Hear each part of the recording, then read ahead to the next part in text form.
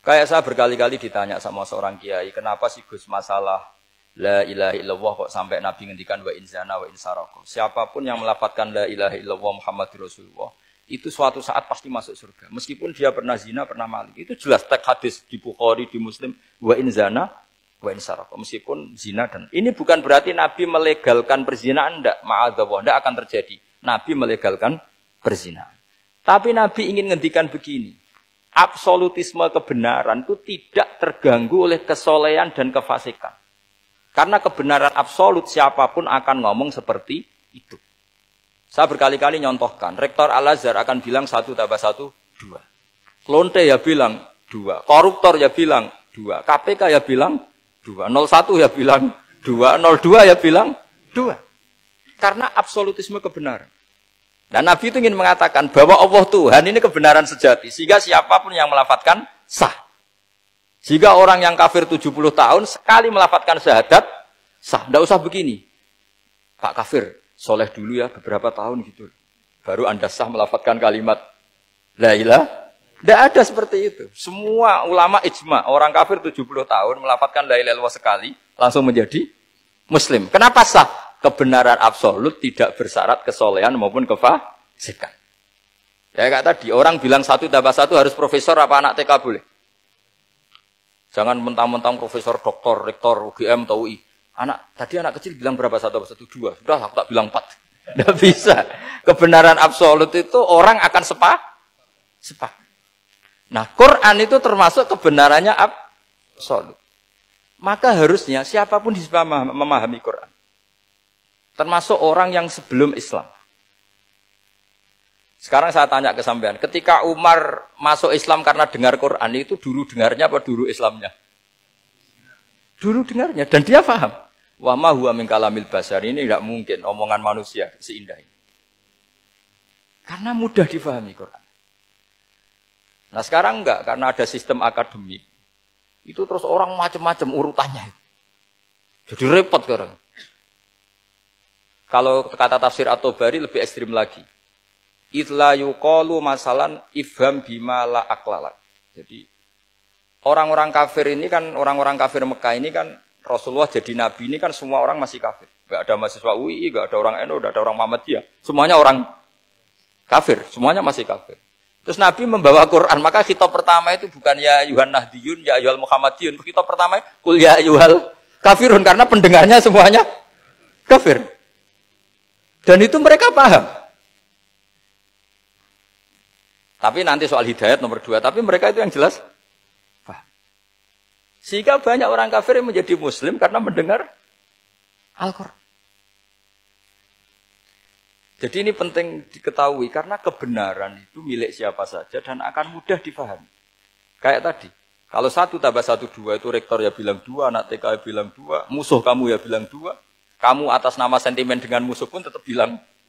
Nah di sini kadang Nabi ngendikan mangqala la ilaha illallah dakhalal jannah wa in zana wa in saraka. Proporsinya seperti itu, bukan berarti Nabi melegalkan zina, bahwa kalimat ini kalimat yang kebenarannya absolut sehingga siapapun sah mengatakan itu, meyakini itu meskipun punya masa lalu seperti itu. Jadi jangan salah makna terus Nabi melegalkan, tidak sama sekali. Jadi saya mohon ini jadikan satu ilmu. Bahwa ilmu adalah tetap apa? Ilmu. Sehingga ada ayat kulil ladzina kafaru iyantahu yughfar lahum ma qad salam. Katakan kepada orang-orang kafir sekali menghentikan kekafirannya yughfar lahum ma qad salam. Maka kekafiran di masa lalu dianggap hilang dan dia hanya dengan status yang sekarang yaitu seorang mukmin. Karena dia disahkan melafadzkan la ilaha illallah. Makanya pernah ada cerita, ini penting saya utarakan ke jenengan. Ada orang kumpul kebo, singkat cerita kumpul kebo lelaki sama perempuan. Suatu saat Nabi dikasih tahu sama tetangganya, ya Rasulullah, orang yang biasa kumpul kebo itu sekarang sudah nikah. Jawabannya Nabi unik. Alhamdulillah, kira-kira gitu kalau bahasa Indonesia. Qad kharaja min sifahin ila nikahin. Dia sudah keluar dari tradisi zina, sekarang dia sudah dengan kehormatan nikah. Maksudnya gini, kalau malam Senin dia belum nikah, kumpulnya kan masih kumpul kebo bertahun-tahun gitu. Paginya dia nikah, malamnya kumpul sudah kumpul sunnah. Karena sudah nikah. Jadi tak sama seperti tadi. Kalau dia belum melafadzkan kalimat tauhid, ya statusnya dia kafir. Sekali melakukan kalimat tauhid, ya statusnya dia muslim atau mukmin. Sama. Ketika hubungan intim tanpa nikah namanya sifah perzinaan. Sekali nikah ya namanya sunnah. Jadi semudah itu. Dan Nabi tidak tanya macam-macam. Mau ngendikan qad kharaja min sifahin ila nikahin. Sudah keluar dari tradisi sifah menuju nikah. Pertanyaannya gini, kenapa enggak disyaratkan ini itu untuk nikahnya? Misalnya macam-macam. Ya sebetulnya syarat itu pasti ada, cuma begini loh. Orang yang ingin menghentikan keburukannya harus kamu katakan sah sekarang juga. Karena kita mengesahkan penghentian keburukan. Jangan lalu orang yang mau tobat malah dipersulit. Jadi misalnya la ilaha illallah, kamu belajar makhraj dulu, bilangnya lah benar. Belajar bahasa Arab dulu. Ya kacau. Apalagi saya persiapkan seremonialnya dulu, nanti di masjid di syuting supaya satu Indonesia tahu yang Islamkan saya itu kiainya yang engkek malah repot lagi. Ini penting saya utarakan supaya clear. Jadi saya ulang lagi, al-ibratu bi umumil lafzi la bi khusus sabab. Allah ya enggak apa-apa cerita Nabi Musa, cerita Nabi Isa, cerita misalnya begini, bolehkah orang soleh itu jadi raja? Jawabannya harus bilang boleh. Karena Allah pernah menfigurkan tokoh soleh yang bernama Sulaiman dan Daud. Dan beliau adalah raja. Ketika Imam Syafi'i ditanya, bolehkah orang Islam tidak kawin? Ya asal dia ada zina ya boleh. Karena Allah menyebut hamba yang soleh. Dan sebagian mereka tidak nikah. Yaitu Nabi Yahya dan Nabi Isa. Yaitu wasayyida wa hasura wa nabiyya minas sholihin. Jadi cara berpikir Imam Syafi'i gampang. Bagaimana hukumnya orang Islam yang enggak nikah padahal dia...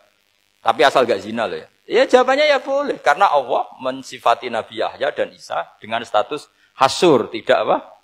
Nikah. Bolehkah seorang soleh jadi raja? Ya boleh. Daud dan Sulaiman itu seorang soleh dan jadi raja. Bolehkah orang soleh itu fakir? Wah sudah banyak. Enggak usah dibolehkan sudah banyak. Jadi gampang sekali Quran di depan ahlinya itu. Jadi kalau Imam Syafi'i ditanya, fa inna wa ta'ala dzakara abdan sholihan wa qala wa sayyida wa hasura wa nabiyyam minas sholihin. Ternyata ini orang yang ditanya, apakah boleh orang soleh itu jadi politikus, jadi pejabat? Ya boleh saja. Faqad ataina ala Ibrahim al-kitab wal hikmata wa atainahum mulkan azim. Jadi ini yang boleh bukan sekedar Ibrahim. Padahal di ayat itu tentang ala Ibrahim. Cara berpikir ya tadi, ternyata kesalehan tidak mengganggu jabatan. Ya tentu ya maksudnya untuk kesalehan juga. Sehingga agama ini gampang. Makanya kalau ada yang tanya, bagaimana perempuan punya aktivitas? Ya jawabannya asal kebenaran ya boleh. Allah cerita Bilqis dan itu raja perempuan. Di hadis banyak kecakapan Aisyah memimpin, macam-macam. Jadi gampang saja.